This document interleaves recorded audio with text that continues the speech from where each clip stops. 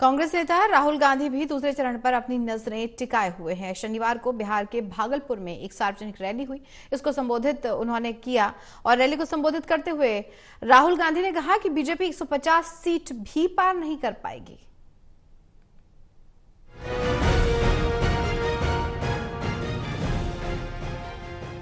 लोकसभा चुनाव के पहले चरण के समापन के साथ लोकसभा चुनाव के दूसरे चरण के लिए मंच तैयार हो गया, जिससे राजनीतिक दल मतदाताओं को लुभाने के लिए प्रचार अभियान में जुट गए। कांग्रेस नेता राहुल गांधी भी दूसरे चरण पर अपनी नजरें टिकाए हुए शनिवार को बिहार के भागलपुर पहुंचे। एक सार्वजनिक रैली को संबोधित करते नजर आए। रैली को संबोधित करते हुए कांग्रेस नेता राहुल गांधी ने चुनाव में भगवा पार्टी की कुल सीटों पर एक सख्त टिप्पणी करते हुए कहा कि ये बीजेपी वाले कहते हैं इतनी सीटें लाएंगे। मैं साफ कर दूं कि इन्हें यानी कि बीजेपी 150 से ज्यादा सीटें नहीं लेकर आएगी, इन्हें मिलने वाली नहीं है। एक भी सीट 150 से ज्यादा नहीं है।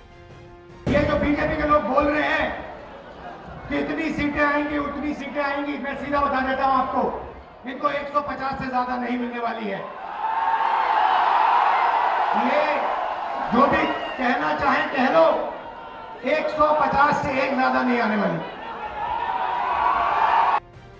इस विश्वास के साथ कि लोकसभा चुनाव में इंडी ब्लॉक विजयी होगा, राहुल गांधी ने सत्ता में आने के बाद देश के लिए पार्टी के दृष्टिकोण पर भी जोर दिया। उन्होंने कहा कि इंडिया गठबंधन की सरकार आते ही हम अग्निवीर योजना बंद कर देंगे। भारत को दो तरह के शहीदों की जरूरत नहीं है, सभी को पेंशन मिलनी चाहिए।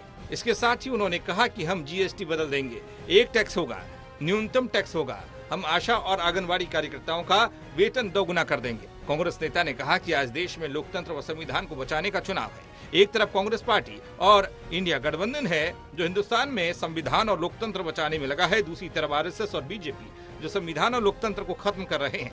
उन्होंने कहा कि आज तक हिंदुस्तान के गरीब लोगों को जो मिला है वह संविधान से मिला है। अगर संविधान खत्म हो जाएगा तो गरीबों से सब कुछ छिन जाएगा। जितना हमने किसानों का कर्जा माफ किया था, आपको याद होगा, याद है ना? जितना हमने किसानों का कर्जा माफ किया, अगर आप उसको 25 बार माफ करो, उतना पैसा नरेंद्र मोदी जी ने हिंदुस्तान के 4, 5, 10 उद्योगपतियों को दिया है, कर्जा माफ करके। 25 साल का मनरेगा का पैसा उनका माफ हुआ है। तो अब गठबंधन ने निर्णय ले लिया है, जितना पैसा नरेंद्र मोदी ने अरबपतियों को दिया, उतना ही पैसा इंडिया गठबंधन कांग्रेस पार्टी गरीबों को देने जा रही है।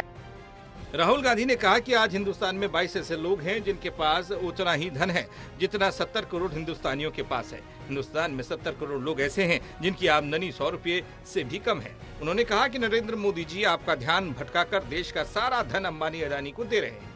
नरेंद्र मोदी ने एयरपोर्ट, पोर्ट, बिजली, खदान, solar, wind power, defence sector सब कुछ अडानी के हाथ में दे दिया। उन्होंने कहा कि बीजेपी भले ही दावा कर रही है कि उनकी 400 से ज्यादा सीटें आएंगी, लेकिन बीजेपी को 150 से ज्यादा सीटें नहीं मिलने वाली।